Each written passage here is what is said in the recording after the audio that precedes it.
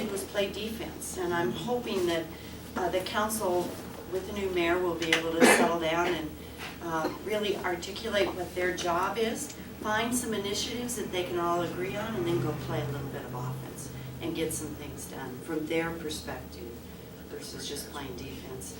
I really do want nothing more than for this community to succeed, and we're always hopeful. I've described it as Colorado Springs. We often walk right up to the precipice of a cliff. Often. And for some reason, we can't take that step off into greatness. And why not? Who keeps pulling us back? We do. Yeah, but there's some people that see the greatness. I mean, we have to look at Anschutz. Anschutz sees something in this city that most of us here don't see. Right, I right. mean, he's pouring the money in. He's picking up some of the crumbs that have fallen by the wayside. Seven Falls, you know, the Hills said, grandchildren, the cousins didn't want to put the money into it. He stepped up. You know, and he's getting some pushback on some of the things that he wants to do, but boy, he's made that crown jewel out there even better. Right. And if he hadn't bought the newspaper, we would be an insert in the Denver Post today. Very proud of And that would really, The that Colorado would Springs. be downfall. That would be a suburban community. Well, I think we have to really kind of, you know, build that. And I think what you're talking about there, we have to establish the character of the Yeah. city. What is the character of Right. the city? Is it America Beautiful? I mean, you know, it's my Olympics, something. I mean. Something, Right. something. Polish a jewel someplace. Yeah, start polishing the jewel, I like Yeah, that. yeah. That's good. I believe it's people, but You think it's the people that matter, that will make the, the people make the community. right, Things are everywhere, but the people have a certain timbre of the way they approach an object of art or a storm sewer or. Mhm. And that's the preciousness, if you please, of our community. And it starts when people are about 31 inches tall up to 7 feet tall. Yeah, you're right. And I think it's people. I think it's the objectiveness. I think it's the tolerance level. I think it's the knowledge base. I think it's the color of eyes. You know, are you left-handed?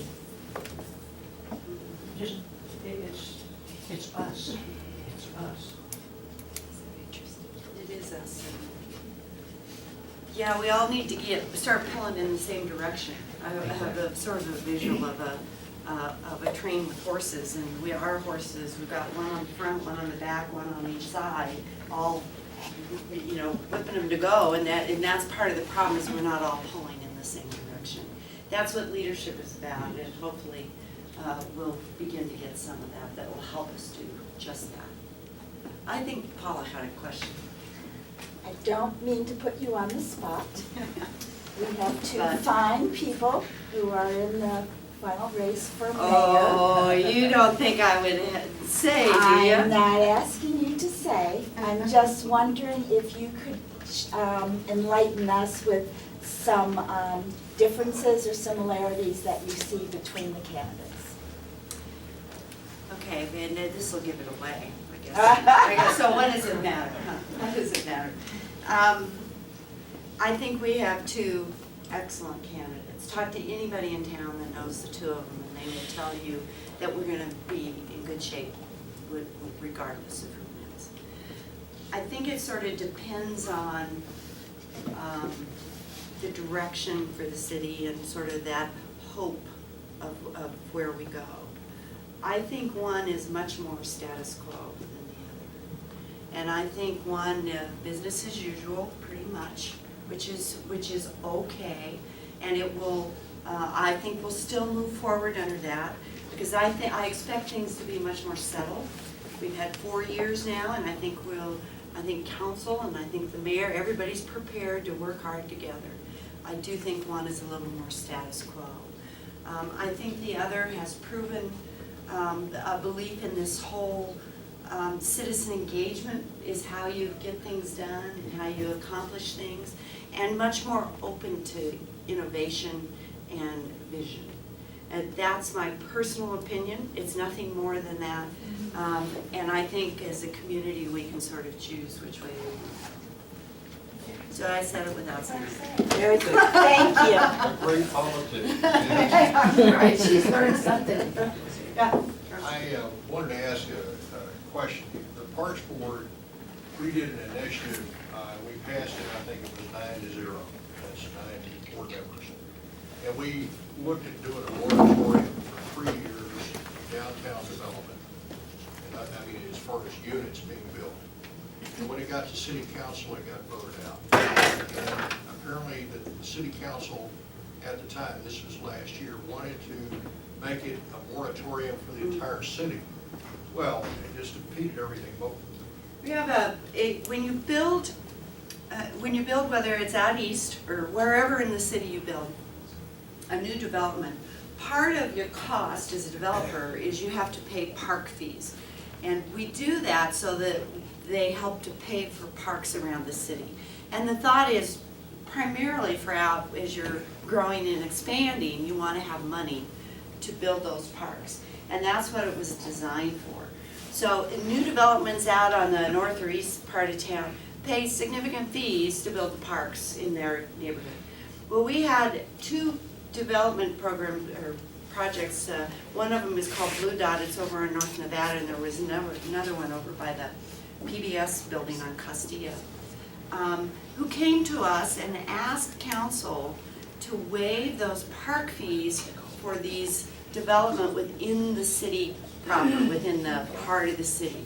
Because they were very expensive. For one of them, it was like $16,000, and that was the amount that was gonna throw this project out of being able to be built. And so in a sense, it's what we were talking about encouraging infill. Why should they be paying park fees when the parks are all developed here? And that money isn't really needed. So they ask us to waive those fees. And the decision on council was, well, if we do it for them, then we need to do it for everybody. And so they wanted to have a moratorium on park fees for everybody. And the result was we couldn't get it passed. And one of those projects did go forward, but the other one has stopped and is not being built at this time. So it's a good example of, if we want to incentivize infill, that's a perfect example of a way to do it. Wouldn't have hurt anybody. what about if we, with this new council, about bringing it before the park board again and doing another edition? I mean, that would be... Never hurts to try. Okay. My one takeaway from my years on council will be, bottom line, it's all about relationships. Now, the fact that it's all about relationships. The fact that I've met so many people, and I can't remember the names of 95% of them, but I know who they are, and when I have an issue, I can pick up the phone and call them. And I say that to everybody because you talk about doing that, Charles. Before you did that, I would make sure that you made a round with the council members. Take them to coffee. Most council members are glad to meet with the public. So give them a call and say, I've got an idea I want to run by you. And see what, and take the temperature before you put in all the time and effort. And that's true with any issue that you want to bring forward. Just take a temperature, and if you build those relationships ahead of time, it's all the better.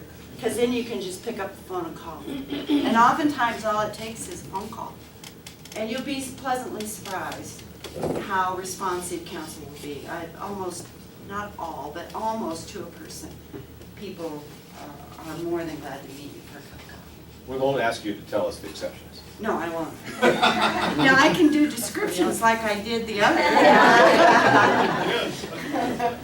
Thank you. Yeah.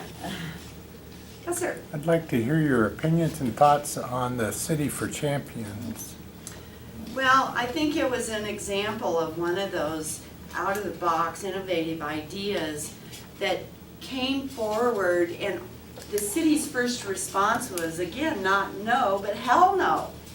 Rather than, let's talk about this. Now, part of the problem is just what we've talked about. Came from the top down. rather than the bottom up.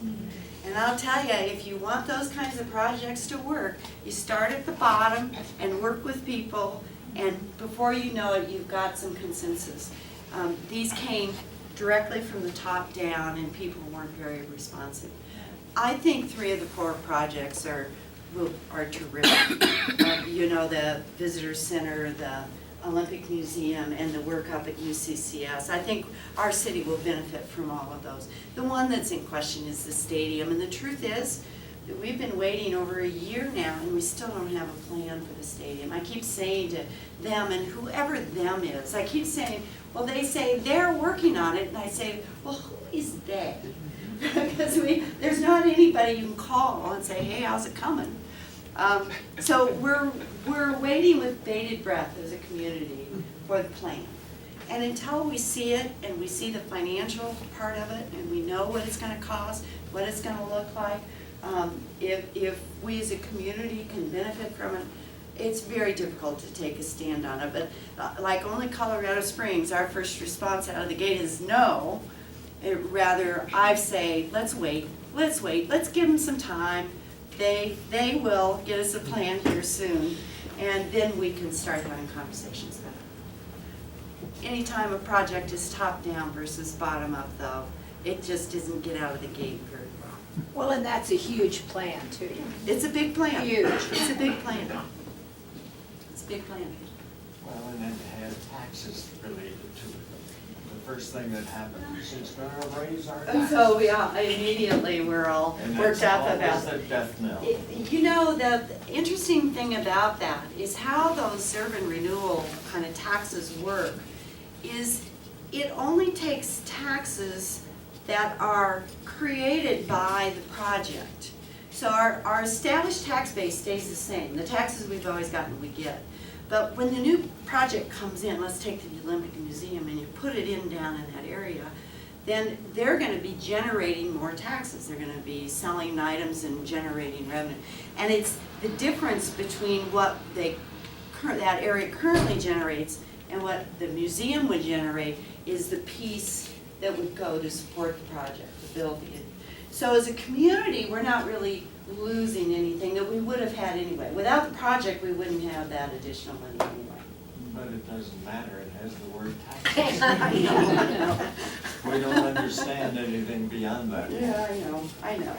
Well, periodically we do, and we just gotta find another way to have that conversation. Yes, ma'am. I loved your characterization of Colorado Springs, and we love living here, obviously. And I'm trying to be kind and not bring politics of any type into it. But it's true, we do, the character of the city, as you called it, and the aura, as you said, seems to permeate people coming in.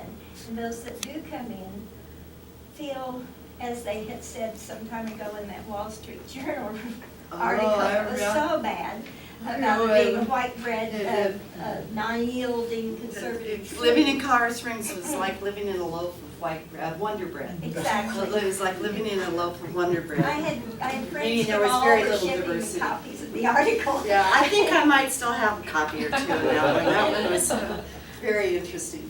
So it, as we've said, it is a people thing, and it's people coming together to shed that image. That's why it's all going north, and Fort Collins benefits, and Boulder and so forth. We want to be that type of city.